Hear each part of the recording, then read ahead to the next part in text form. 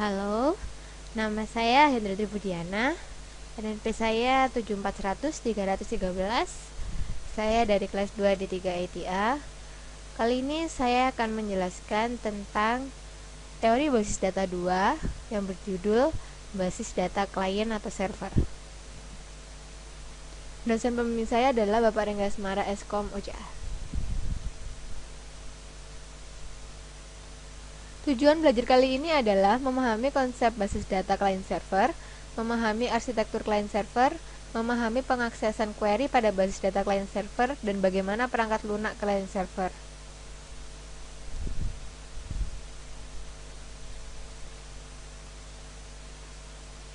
Aplikasi basis data terdistribusi dikembangkan dalam bentuk arsitektur client server. Teknologi client server berkembang secara cepat sebagai teknologi lanjut. Pada beberapa waktu yang lalu, sangat sulit memprediksikan status saat ini teknologi client server yang terjadi saat ini. Beberapa faktor yang berpengaruh pada fungsi klien atau server atau keduanya melibatkan perangkat keras dan perangkat lunak, protokol network, teknologi LAN atau WAN, dan komunikasi. Penurunan biaya dari beberapa faktor tersebut menyebabkan semakin besar kemungkinan mempunyai sistem yang kuat. Arsitektur client server. Saat ini, arsitektur client server yang banyak digunakan dalam industri disebut two-tier architecture. Pada arsitektur ini, server mengirim data dan klien mengakses data. Server memainkan peranan yang dominan pada arsitektur ini. Keuntungan sistem ini adalah kesederhanaan dan kompatibilitas dengan sistem yang legal. Arsitektur client server yang dikembangkan kemudian adalah three-tier architecture. Pada model ini, layer direpresentasikan sebagai host, server, dan klien. Server memainkan peranan sebagai penengah dengan mengirim aturan bisnis atau prosedur atau constraint yang digunakan untuk mengakses dari data host. Pengaksesan query pada basis data client server. Sejumlah DBMS relasional menggunakan pendekatan ini, di mana SQL Server disediakan untuk klien.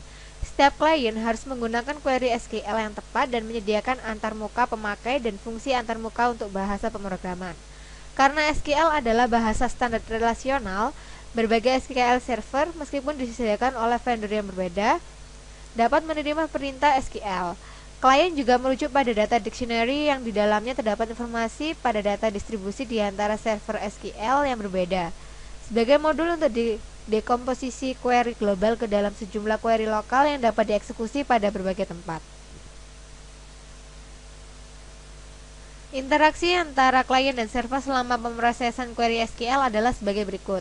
Yang pertama, klien melakukan parsing query pemakai dan memecahnya ke dalam sejumlah query independen untuk setiap tempat.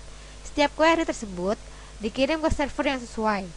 Yang kedua, setiap server memproses query lokal dan mengirim relasi hasil ke klien. Yang ketiga, klien mengkombinasikan hasil subquery untuk memproduksi hasil dari query asal yang dikirim. Dalam DBMS yang banyak digunakan, model perangkat lunak dibagi ke dalam 3 level. Yang pertama, perangkat lunak server bertanggung jawab pada manajemen data lokal. Kebanyakan sama dengan perangkat lunak DBMS. Yang kedua, perangkat lunak klien bertanggung jawab untuk fungsi distribusi, mengakses informasi distribusi dari data katalog DBMS dan memproses semua permintaan yang membutuhkan akses ke lebih dari satu tempat. Hal ini juga ditangani semua antarmuka user. Yang ketiga, perangkat lunak komunikasi biasanya dihubungkan dengan sistem operasi terdistribusi menyediakan primitif komunikasi yang digunakan oleh klien untuk mengirim perintah dan data ke tempat yang berbeda sesuai kebutuhan. Hal ini bukan bagian yang terpenting dalam DBMS, tetapi menyediakan primitif komunikasi dan pelayanan yang esensial.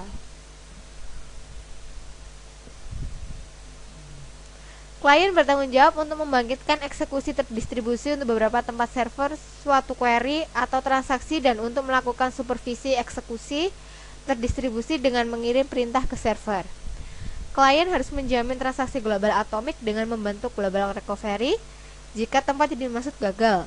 Satu fungsi yang mungkin dari klien adalah menyembunyikan detail distribusi data dari pemakai, yang memungkinkan pemakai menulis query global dan transaksi seperti basis data yang terpusat tanpa harus menentukan tempat di mana data dirujuk dalam query atau transaksi berada.